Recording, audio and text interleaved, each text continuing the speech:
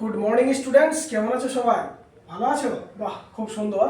আগের দিন আমরা আলোচনা করেছিলাম বিভিন্ন নাম সম্পর্কে বা নেমিং ওয়ার্ডস। আজকে আমরা তার পরবর্তী ধাপ, যে কাজ বোঝায় সেই কাজবাচক শব্দ নিয়ে আমরা কিছু শিখবো, ঠিক আছে? তা শেখার আগে আমি তিনটি বাক্য লিখছি, তোমরা ভালো করে মন দিয়ে দেখো বোর্ডে। I right on the board.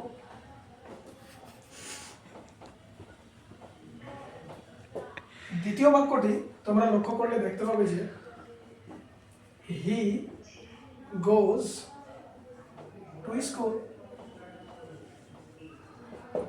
3 নম্বর বাক্য দেখো লিখছি, the sun shines in the sky. আচ্ছা রাজেশ, যে শব্দের মাধ্যমে আমরা বুঝতে পারি যে কোনো কিছু কাজ হয়েছে সেটাকে ইংরেজিতে আমরা একটা নাম দিয়েছি, সেটা হচ্ছে ক্রিয়াপদ।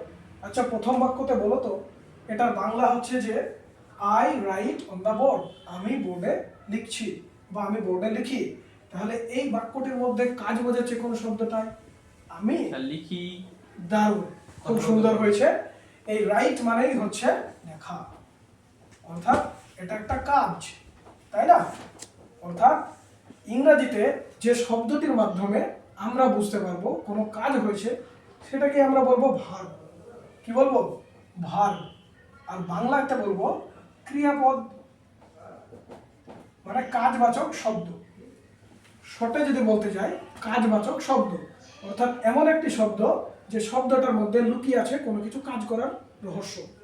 দ্বিতীয় বাক্যতে দেখো, হি গোজ টু স্কুল, সে স্কুলে যায়।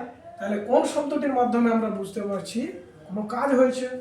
হি মানে সে, গোজ মানে যায়, টু মানে প্রতি, স্কুল মানে বিদ্যালয়। এবার তোমরাই বলো কাজ হয়েছে এমন কোন শব্দটির মাধ্যমে?